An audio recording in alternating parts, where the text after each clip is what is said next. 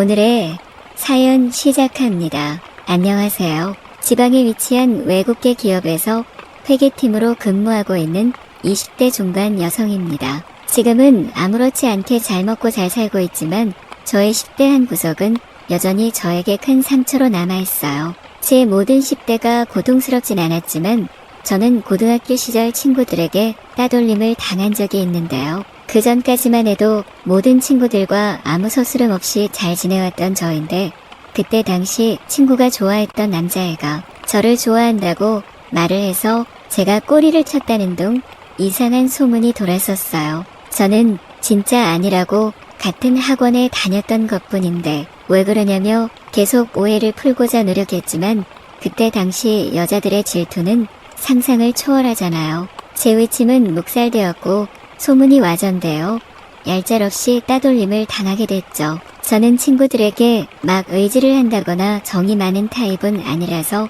그래도 생각만큼 힘들진 않았지만 그럼에도 애들의 싸늘한 시선과 육체적인 괴롭힘에 지쳐갔어요. 내가 뭘 그렇게 잘못했나 하는 죄책감은 저를 항상 힘들게 했고 그저 공부에 집중하면서 얼른 시간이 가기만을 바랬죠. 그런데 따돌림을 주도했던 친구는 제가 의외로 태연해 보이자 더 화가 났는지 점점 더 강도를 올려갔어요. 저는 자퇴를 생각하게 될 정도로 심한 스트레스를 받았고 그때 살도 엄청 빠지고 여러 가지 스트레스성 병에 시달렸죠. 그러다 어느 날은 어머니 생일 선물을 사러 시내에 갔는데 마침 저를 따돌리는 무리 친구들을 만난 거예요. 학교 내에서도 그렇게 괴롭히는데 밖에서는 어떨까 싶어 얼른 자리를 피하려는데 딱 눈이 마주쳐버렸죠. 그 길로 걔네는 얼른 저에게 다가와 뭐 샀냐는 둥 저를 또 괴롭히기 시작했어요. 급기야는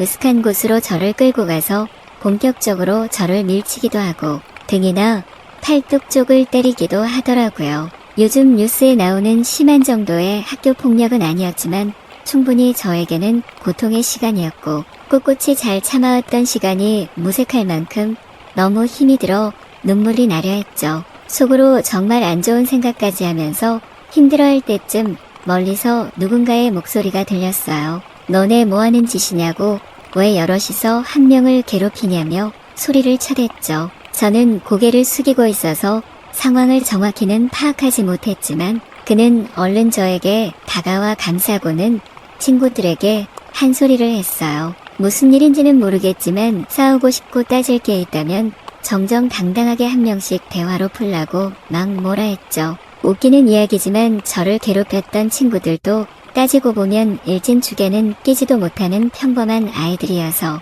저를 도와준 사람이 자꾸 뭐라 하자 금방 자리를 뜨더라고요. 저는 그 순간까지도 고개조차 못 들고 몸을 떨며 가만히 있었어요. 그리고 그가 괜찮냐고 물어보며 손에 따뜻한 음료를 쥐어줄 때 참았던 눈물이 뚝뚝 떨어지기 시작했어요. 그 친구들 앞에서는 절대 보여주고 싶지 않았던 우는 모습을 저를 도와준 그 앞에서 보인 거죠. 그제서야 저는 고개를 들고 그에게 너무 고맙다고 많은 도움이 됐다며 인사를 건넸어요. 눈앞이 흐려 잘 보이진 않았지만 그는 저와 키가 비슷하고 나이 차이도 별로 나지 않아 보이는 또래의 남자 같았어요. 그는 펑펑 우는 저를 한참 달래주다가 자기가 볼 일이 있어 얼른 가봐야 한다며 핸드폰 번호를 알려주고는 언제든 힘들면 연락해도 된다며 떠났죠. 그때 부모님이 마음 아파할까봐 티를 내지도 못하고 있었던 괴롭힘이었는데 타인의 순수한 호의가 얼마나 큰 도움이 되었는지 몰라요. 그가 저장해준 번호를 그 뒤로 한참을 보다가 연락을 해볼까 말까 몇 번씩 고민했어요. 그런데 그분에게 오히려 부담이 될까봐 저는 일부러 연락을 하지 않았고 그럼에도 따뜻했던 그때의 감정을 생각하며 힘든 일도 버틸 수 있었죠. 그리고 다행히도 제 괴롭힘을 주도했던 친구가 전학을 가게 되면서 저에 대한 관심도 사라져서 저 또한 그 뒤로는 편하게 학교를 다닐 수 있었어요. 그동안 괴롭힘 당하면서 공부에 꽤나 집중을 했던 터인지 저는 성적도 많이 올랐고 좋은 대학에도 갈 수 있었죠. 그 뒤로는 정말 과거의 아픔은 잊고 잘 살았던 것 같아요. 졸업하자마자 꽤나 이름 있는 외국계 기업에 취업도 하고 부모님도 여전히 사이 좋으시고 참 탄탄대로를 걷는 느낌이었죠. 하지만 문득문득 옛날 생각이 나면 가슴이 아려왔고 그 와중에 그가 생각나기도 했어요. 어떻게 지내고 있을지, 번호가 바뀌진 않았을지 단 한 번뿐인 만남이었지만 계속 제 마음에 그가 있었죠. 그러다가 어느 날 마치 동화 속 이야기 같은 일이 생겼어요. 저희 지점에 새로운 영업 사원이 채용됐는데 정말 놀랍게도 그는 저를 도와줬던 그 남자였어요. 사실 몇 년이 지나기도 했고 단 한 번 본 거라 기억이 안 날만 했는데 그도 그렇고 저도 그렇고 서로를 알아봤죠. 그때는 저를 도와줬다는 생각에 되게 나이 차이가 많이 날 거라 생각했는데 그는 저랑 3살밖에 차이가 안 나더라고요. 아무튼 서로를 알아보는 저희를 보며 지점 내 동료들은 둘이 어떻게 아는 사이냐며 사귀었던 건 아니냐고 막 놀리기도 했는데요. 서로를 알고 있는 것 자체가 제 과거 이야기를 하게 되니까